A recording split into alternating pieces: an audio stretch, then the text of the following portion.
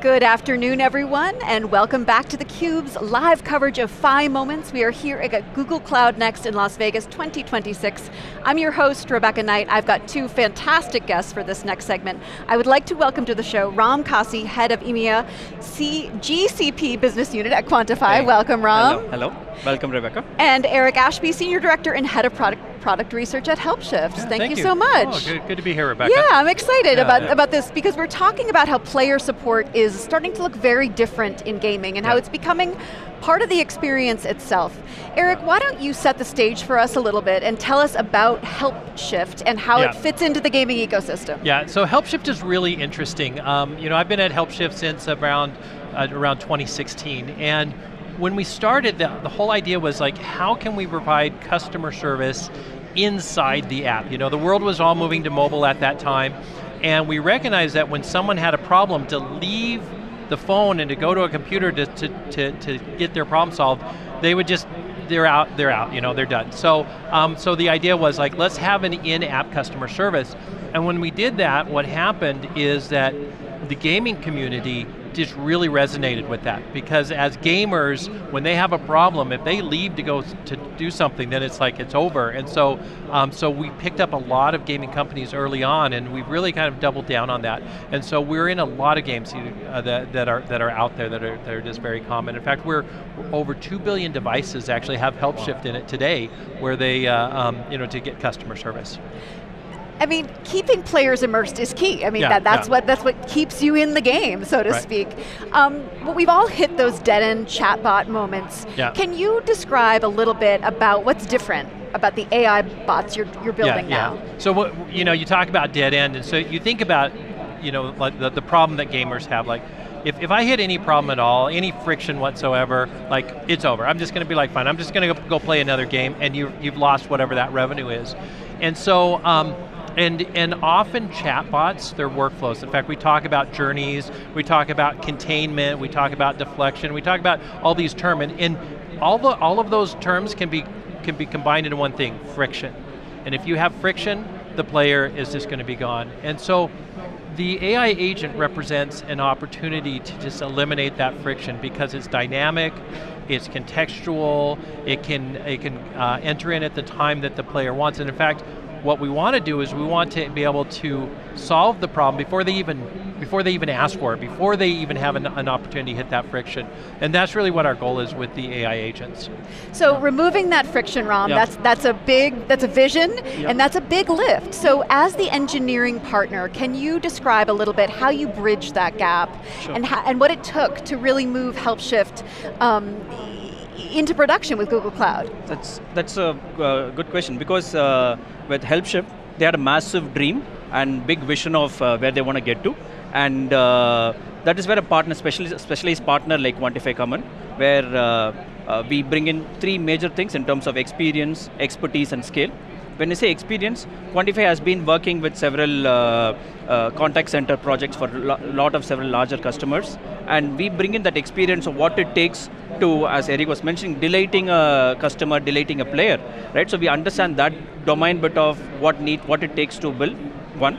And second is in terms of expertise. As you know, in the last 18 months, 24 months, the technology has completely changed. Every 2 months, new model comes in, new infrastructure comes in, architecture changes. So this is where a specialty partner like us, where 2,500 people, heavily certified, working very closely with Google Cloud, brings us that experience, and Helpshift teams can trust us in terms of working along with them in terms of building or making the vision true. And third is in terms of scale.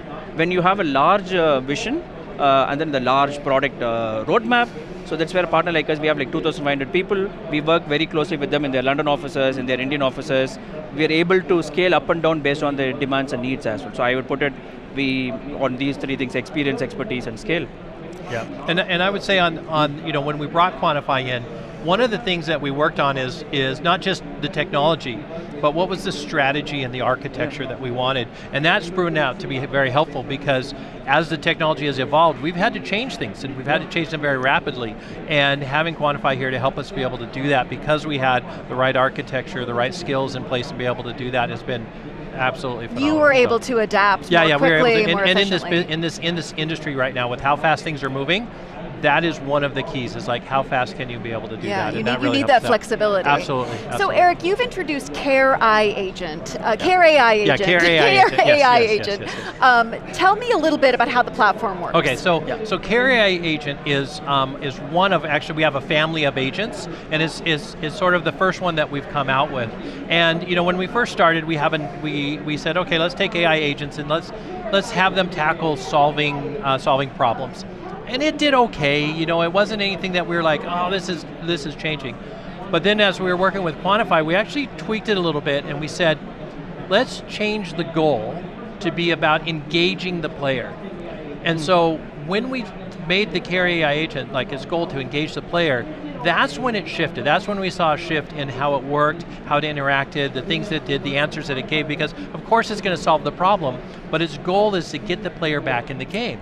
And so if someone has a question, it'll answer the question, and then it's like, okay, now let's take this back into the game. If they have a problem, it'll solve the problem, and then maybe offer them a reward about, okay, here's a reward for, we saw you have this problem, so I'm going to give you something so you go back and play the game.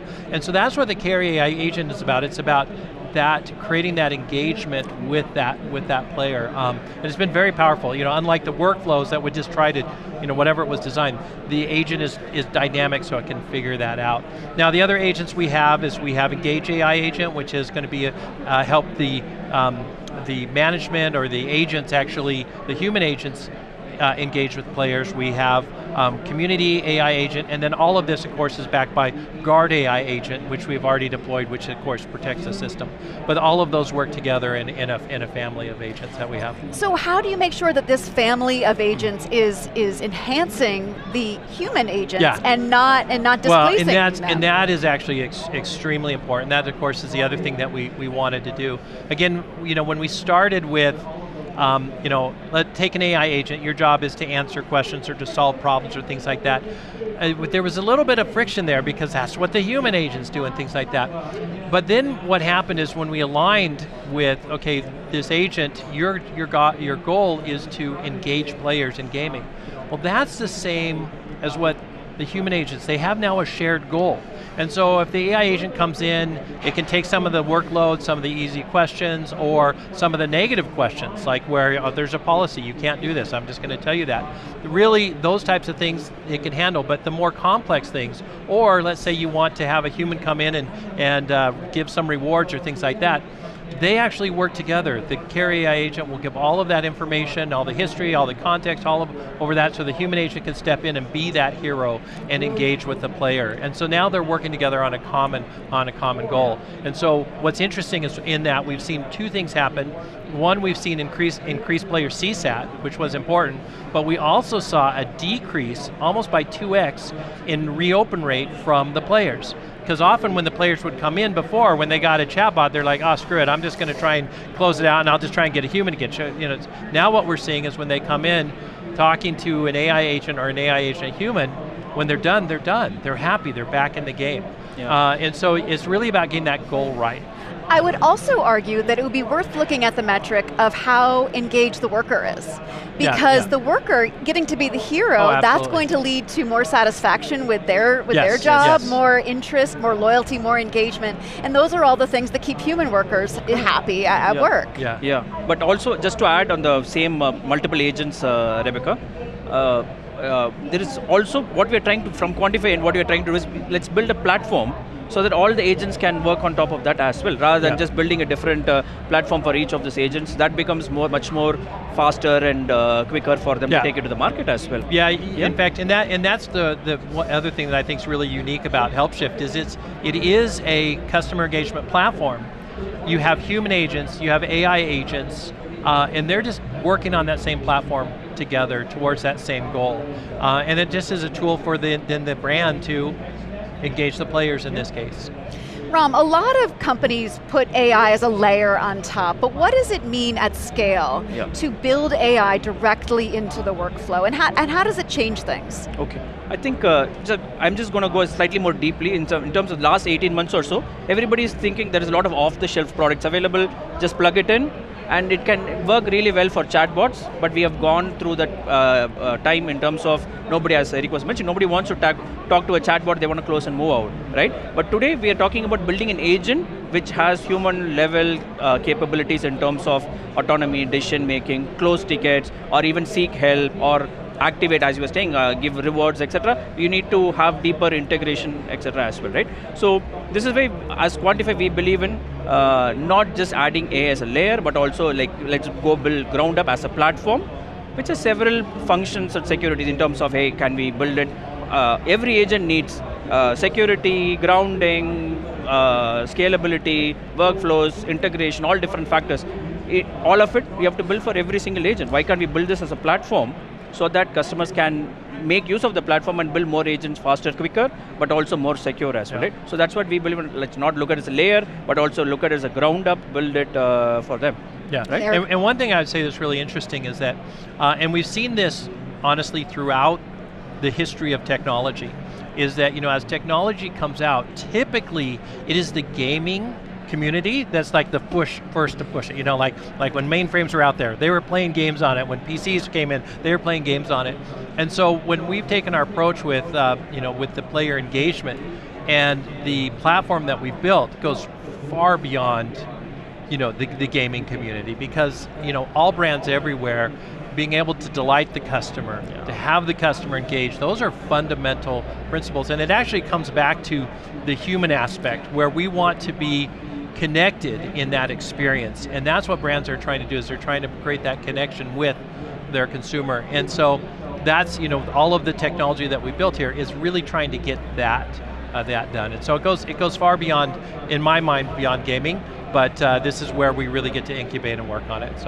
So the title of the show is Phi Moments, yeah. and it really refers to this moment where something shifts from experiment to real business impact. Yeah. I'm curious to hear from both of you what that moment was in terms of working with Quantiphi and Helpshift hand in glove. Yeah. Do you want to start, Ram, in terms Sure. of what you noticed? Yeah, I think in our case, I think delighting the customer was the key Phi moment for us.